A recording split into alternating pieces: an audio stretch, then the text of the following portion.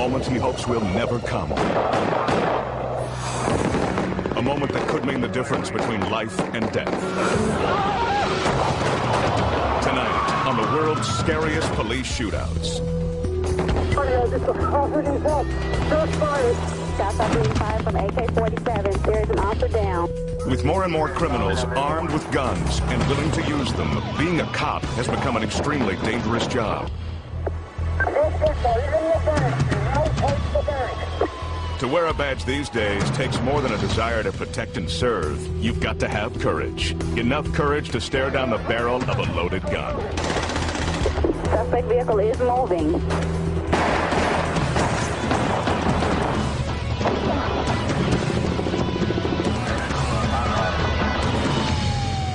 You are about to see the brave men and women of law enforcement as they encounter the scariest situation a police officer can face, a shootout. Cops coming from everywhere, and they were blowing shots all the way through. You will witness the most dramatic gun battles ever caught on tape, during bank robberies, hostage situations, even in a high-speed chase. Firing. This is not a movie. Everything you are about to see is real.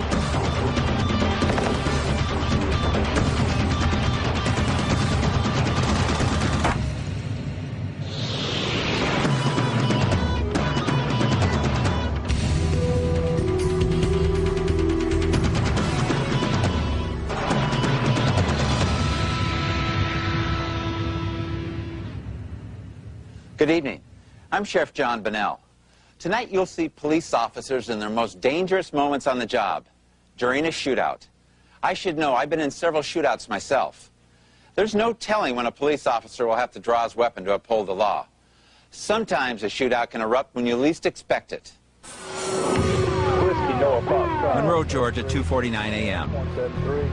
For Walton County Sheriff's Deputy Henry Bo Huff, this routine traffic stop will turn out to be anything but routine.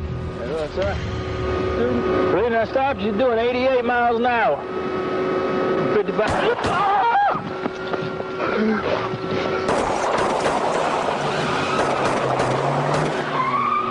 Radio, just be shot! Deputy Huff is saved by his bulletproof vest, but the gunman gets away. Hours later, he is apprehended by police. It turns out he's a 15-year-old boy joyriding in his grandmother's car. Hello, sir. Watch closely. Deputy Huff takes the full force of a .38 caliber bullet right in the chest. Took about 3 seconds to be over with, and I never knew what happened. If it hadn't been for the vest, I'd just be laying out on the road. Deputy Huff is only slightly injured. Since joining the Sheriff's Department, Huff has never gone out on patrol without wearing his vest. When I stopped, you're doing 88 miles an hour. 55. On this night, the vest saved his life. I'm feeling very lucky. As you can see, got 2 bullet holes in the shirt. If it hadn't been for a vest, they would be in me.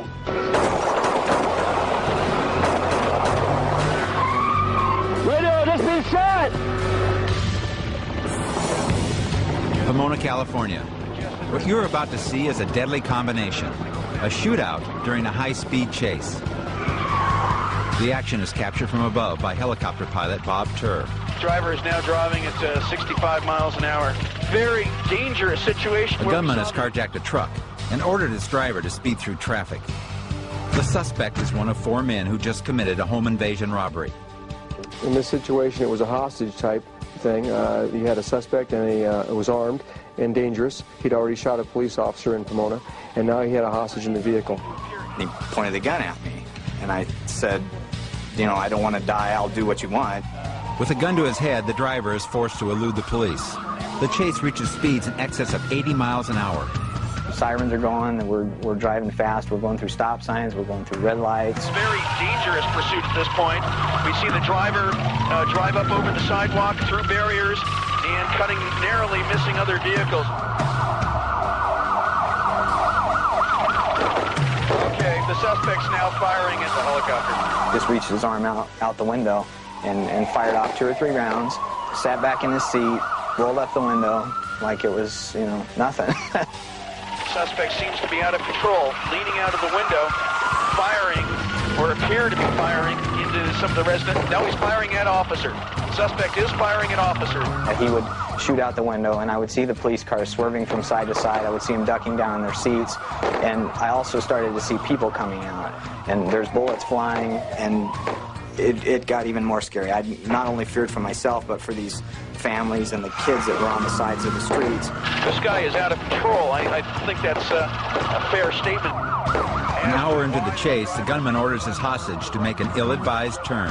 Right turn, right turn, right turn. What's happening here? Cul-de-sac?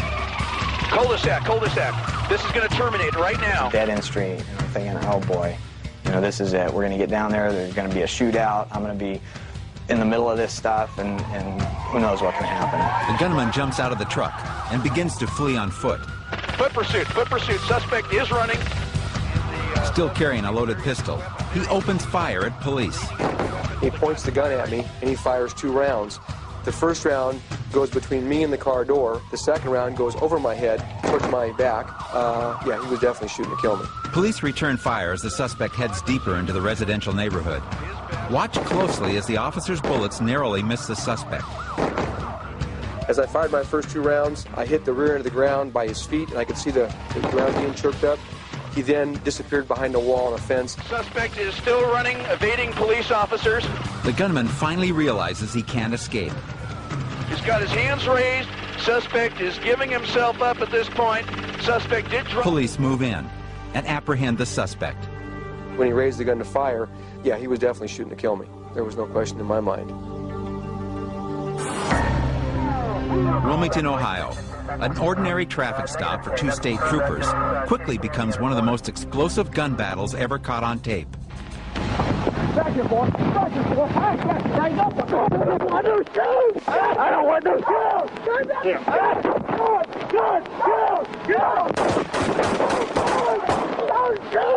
The action is captured on a video camera positioned inside the trooper squad car. It begins simply enough with the troopers pulling over a Suburban for driving with expired tags. Say you borrowed the vehicle? As the trooper questions the driver, the passenger remains in the vehicle. Unbeknownst to the trooper, the Suburban is packed with a large arsenal of illegal weapons. Okay. Wait a minute. Any guns, knives, clubs, stuff like that on here, sir? I don't want you going and searching through all my stuff. I'm not searching through your stuff, sir. I'm going to put you in my car. Clearly, the suspect has something to hide. No, but I don't want to be violated like this. All right, sir, then I'll arrest you for not having a driver's license, and then I'll search you, and then I'll put you in jail. Now, how do you want to play it? At this point, the driver runs back to his vehicle. The passenger, later identified as his brother, jumps out of the car and pulls out a semi-automatic handgun.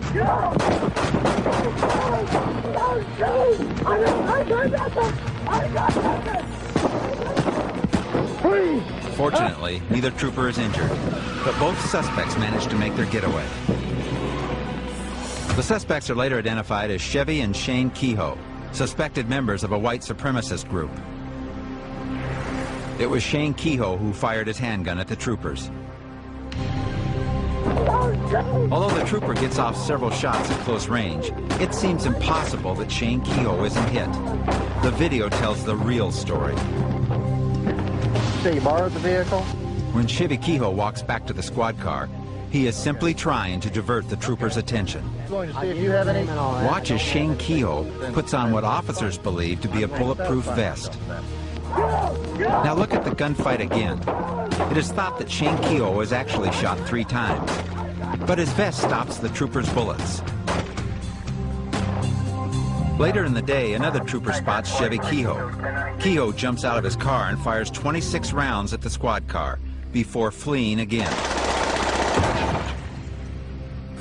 A search of the Suburban reveals enough weapons and ammunition to equip a small army.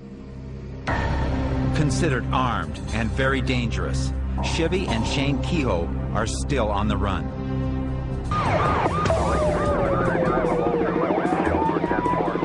Salt Lake City. A high-speed chase involving vehicle-to-vehicle gunfire comes to an end when the armed suspect flips his car.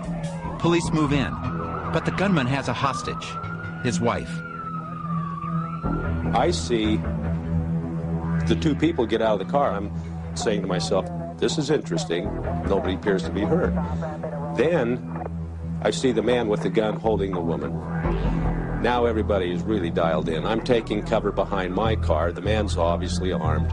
The terrifying ordeal began 48 hours earlier when the suspect shot his wife's friend, Lucy Valdez, after a heated argument. He was mad because she left him, and he had been begging her to go back home. He wanted to kill the baby, kill Gloria, himself, and probably all of us in here. 2 days after Lucy was shot, the suspect is spotted by the Utah Highway Patrol. A high-speed chase ensues. We picked up some radio traffic of a pursuit coming southbound out of Davis County. The radio traffic said that it may be a hostage-type situation. He made a maneuver which caused him to lose control of his vehicle, and he rolled it. As we were pulling up to that area, all we could see was a cloud of dust. Car's rolled over. You might want to roll medical this way. He's yelling at us quite a bit. He's kind of taken cover for himself with her by his side between the upside-down car and our position. The suspect appears agitated and begins to point his weapon in the direction of the officers. I don't know what his thought process was, but I know at a certain point he decided this is where it's going to end. The subject has his back towards that frontage road, and he will shoot. Then, without warning, the suspect turns the gun on his wife.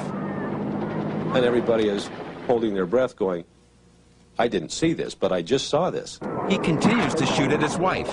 The police are forced to take action. He was using deadly force against her, and we needed to stop that action.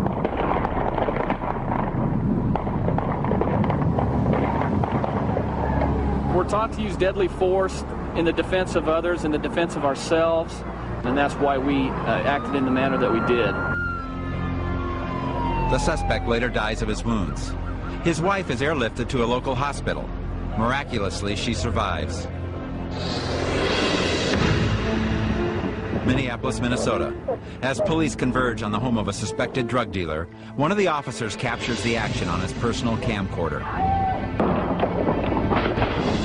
A canister of tear gas is fired into the house. As officers break down the door, the gunman opens fire.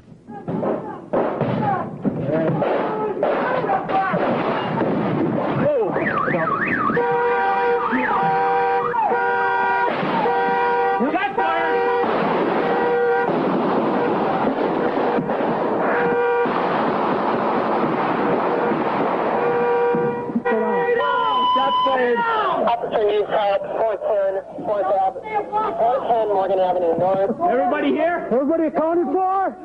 Amazingly, no one is hurt, and the suspect and his wife are taken into custody. January 23rd, 1991, one of the most infamous dates in the history of Texas law enforcement. Constable Darrell Lunsford pulls over 3 suspicious men and asks to search the trunk of their car. While Lunsford questions the suspects, one of them grabs his legs and throws him off balance. Another suspect then wrestles Lunsford to the ground.